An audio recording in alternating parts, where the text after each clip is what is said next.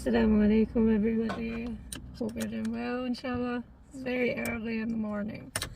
Alhamdulillah. Let's go get a coffee.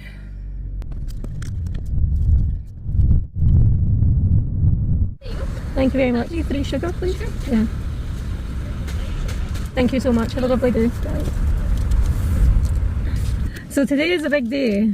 I have an interview with BBC in about an hour.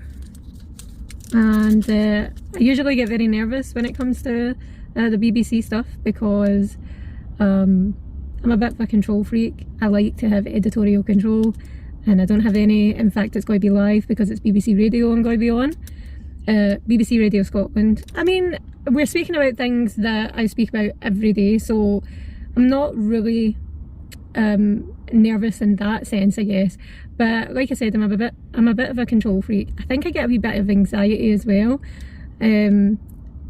purely because, you know, you want to do the religion justice on a mainstream platform. You really want to do it justice, and you know, that can be a lot of pressure.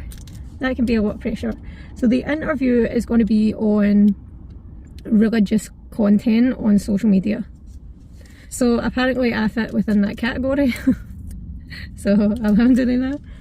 I just thought I'd grab myself a flat white. I'm staying away from the coffee, to be honest with you. But just for the morning's sake, just to make sure that I'm awake, I'm having a coffee. So alhamdulillah. Usually when it comes to preparing for these things, well, usually what happens is the producer gets in touch with me, they tell me the topic of the interview, we go through loosely the sort of questions I'll be asked, and then I'll sort of make a decision on whether I want to do the interview. I sought some advice because there's going to be other people in the interview, so I wasn't too sure, but I sort of got the thumbs up, I guess, to do it. So inshallah I'll do it justice. But usually what I do after that is just sort of go over the types of questions that will be asked in the interview, and I'll think around the topic as well. So I already went through some questions with the producer, but I'll sort of think about any possible extended questions. But the thing with this is you can't really predict the way a conversation is going to go, because like I said, it's not just going to be me on it. I mean, it's an opportunity, right, for me to share about Islam. It is extremely misunderstood, so it's an opportunity for me to try and sort of tackle some of that, you know. Inshallah I'll do it justice.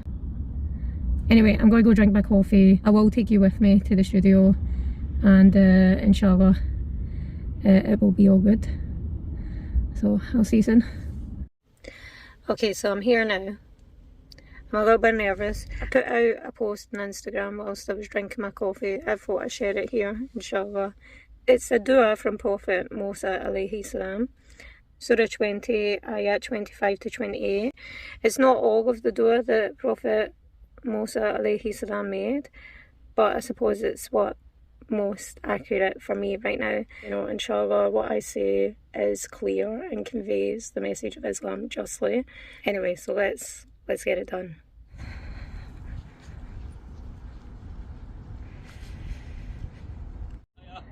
Hiya.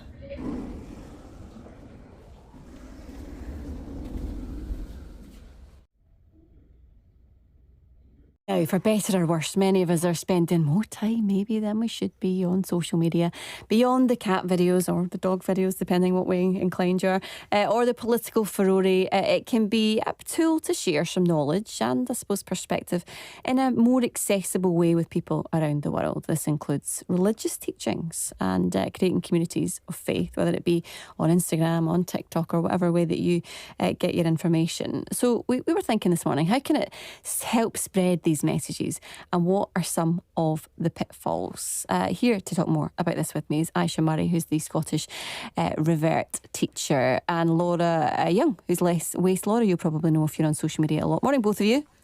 Morning. Good morning. Aisha, let me start with you. Well, actually, let me ask both of you where you sit on posting. How open are you about your faith? Aisha, let me start with you first. Well, my full social media presence is based around that. faith. Yeah. I'm called the Scottish Revert teacher because I'm a revert, I'm a convert. So all of that is based around Islamic knowledge, Islamic teachings, experiences, etc. And what for you? What was the moment you thought, right, okay, I want to use that type of platform to share the knowledge you have and share the experiences that you're having? What was the point you thought, right, I know that social media is the best place for me to do that? Well, I actually started my channel to teach English because that's what I was doing at the time. I was teaching the English language. But then along the way, people were reaching out, asking me about certain experiences I have as a revert, usually other reverts, but also Muslims asking certain questions that I knew the answers to. So I realised it was just more helpful and it just sort of fell into that direction.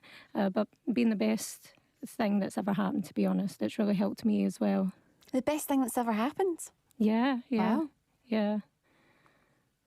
That's quite a statement. Yeah, no, it is. It's a huge part of my life now. And like I said, it's not just something that benefits other people, it's also something that benefits myself. So I really love what I do online. Aisha, what do people say when they reach out to you about the work that you do? What's the sort of general tone that you and messages that you get? Well, it depends on which platform I'm on. If it's the social, then a lot of criticism can follow.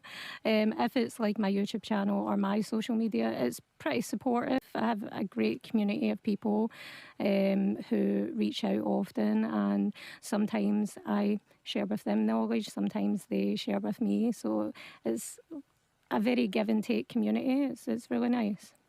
Well, what do you get from it?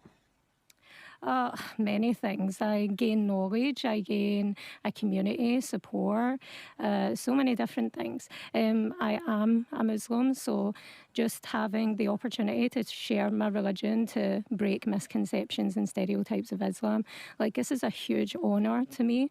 So I'm very fulfilled in many ways. And Aisha, making sure that the information that we've got and the information that people are consuming is correct. We were just having a conversation a couple of minutes ago about how we set the news agenda, and misinformation, disinformation was part of that conversation. And I suppose a huge part of what we are talking about in this conversation is making sure that the messages are coming from a place of accuracy. Yeah. Yeah, I mean, Muslims are quite firm on that, to be honest with you. Well, I mean, the guidance, for example, like we are a religion made up and proud of its preservation. So a part of that is speaking with accuracy, it's citing the evidence, and that is the guidance given to the people who are speaking online, including myself.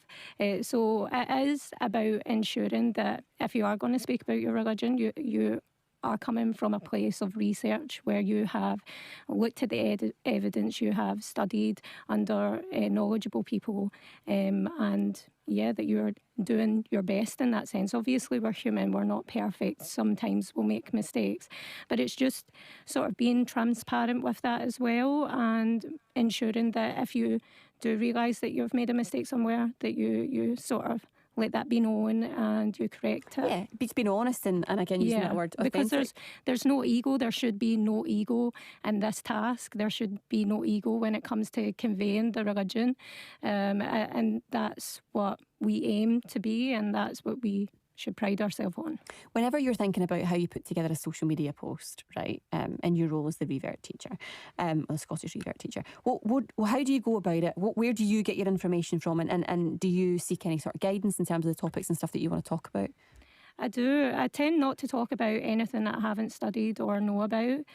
So that's one thing. I stay within my lane. I stay within my station. But usually, like earlier on, I posted a verse of the Quran. So I looked at the Quran. I looked at something that's called the tafsir, which is like how the Quran is interpreted, because obviously I read a translation. I don't read it in the original text. So it takes into consideration the language. It takes into consideration scholarly commentary and things things like this so that I can understand that verse better. So usually I read these things, or I seek knowledgeable help like a sheikh, and I sort of do some sort of background checks and yeah, before I post anything. I'm having a nosy through your social media right now, and it's very it looks great, and this idea Thank of you. you've like it's very sort of slick in terms of what you're trying to do with your colours and the sort of grid posts and everything else. Well, thank you very much. Do you need to make sure that you want to make it look as attractive as possible to get your message out there? I know that might sound like quite a simplistic question, but these things are important, aren't they? Well, yes, it's not an area where I'm good at, if I'm honest. Well, you could have fooled me. It has been sort of advice that I've took from people who support my channel and support the work I do, because for me it's just about conveying the message. But you're right, there is an element of making sure that it engages the audience, that it's something that people want to start listening to. Yeah. Because once they listen, then they hear what I have to say, I guess. But to get it to that point is sometimes half the battle. I can imagine. Listen, thank you so much, both of you, for talking to us this morning. I guess this is a situation that maybe will grow and develop. As Laura was saying there, it's maybe an idea for faith groups to consider even more as social media grows and grows as it does. That was Aisha Murray, the Scottish Revert teacher. Have a great Sunday, Aisha. Thank you. Oh, she's gone. And Laura Young. Lace Waste, Laura. See you, Laura. See ya. So alhamdulillah, I'm done. I don't know how to feel about the interview, if I'm honest. I think that it was okay. I think for the most part I answered as best as I could. I guess I've already thought about it and reflected and thought, oh, I should have said this, I should have said that, which I think is pretty normal, I guess. And again, it's live, right? And it was just a little bit different to the questions that the producer asked me. It's not that they're completely different, but it's one of those things where you just don't know how the conversation is going to pan out. It's based on what I say, it was based on what the other interviewer said. I do think it was a couple of questions that the other lady was asked that I feel like I could have done a good job in answering, but everything for a reason. Inshallah there is some benefit in it, and yeah, overall I'm satisfied, but yeah, we'll see what happens, inshallah. But anyway, I hope you're all doing well. See you all very soon. Subhanakallahumma wa bihamdik, ashhadu an la ilaha illa ant, astaghfiruka wa atubu ilaik. Assalamu alaikum.